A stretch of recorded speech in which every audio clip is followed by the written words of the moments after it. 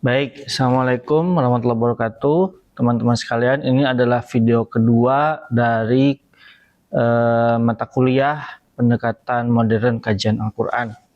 Di video kali ini, saya akan mengulas lebih dalam terkait dengan topik buku saya, Tafsir Minoritas.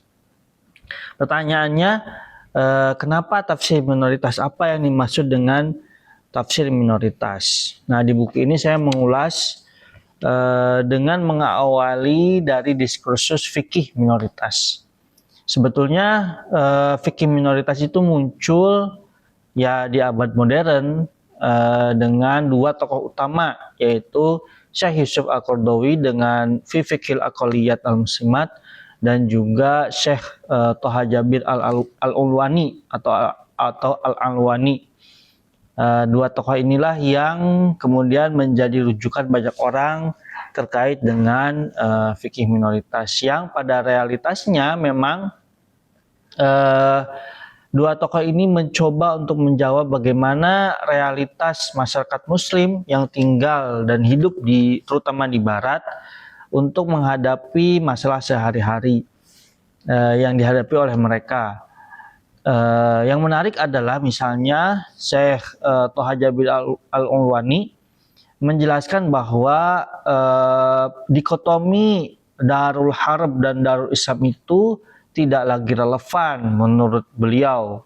Jadi beliau menawarkan ide yang betul adalah Darul Islam dan Darul Dakwah. Jadi kalau bukan Darul Islam itu maka ya yang ada adalah Darul Dakwah.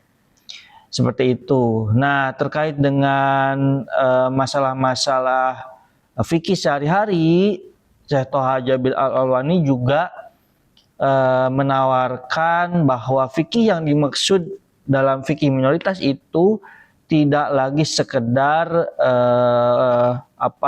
hukum, tetapi juga fikih yang lebih luas lagi didefinisikannya, seperti Imam Abu Hanifah ketika menulis Fiqhul Akbar, tetapi di dalamnya juga ada pembahasan tentang teologi. Apakah dari sini cukup? Saya kira ada lagi tokoh seperti di buku ini saya jelaskan, seperti Yasir Auda yang mengatakan bahwa sudah tidak ada lagi lah dikotomi itu katanya.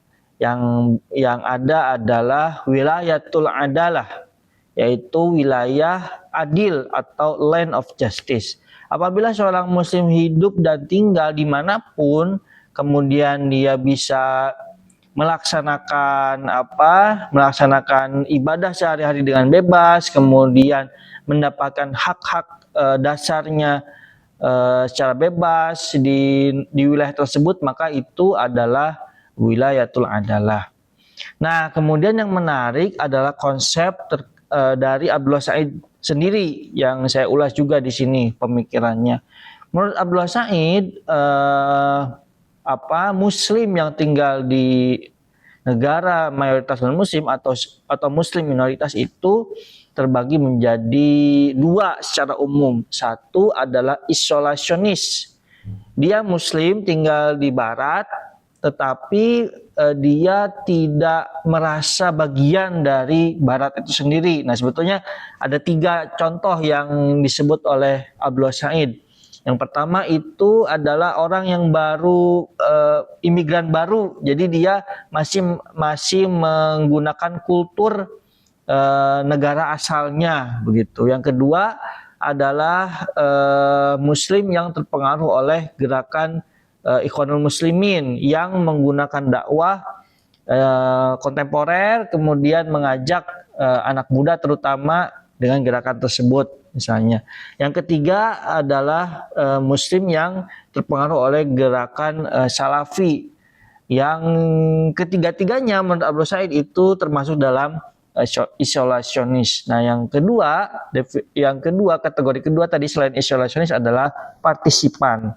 Nah, yang partisipan ini Muslim yang hidup dan tinggal di Barat, tetapi dia juga sudah merasa menjadi bagian dari Barat itu sendiri. Nah, ini yang menjadi pijakan teoritis saya terkait dengan tafsir minoritas. Nah, tafsir minoritas itu sendiri itu apa?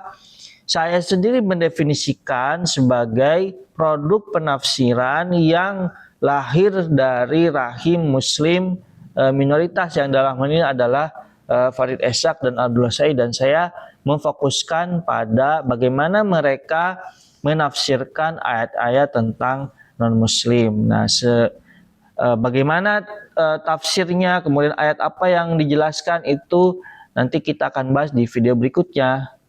Assalamualaikum.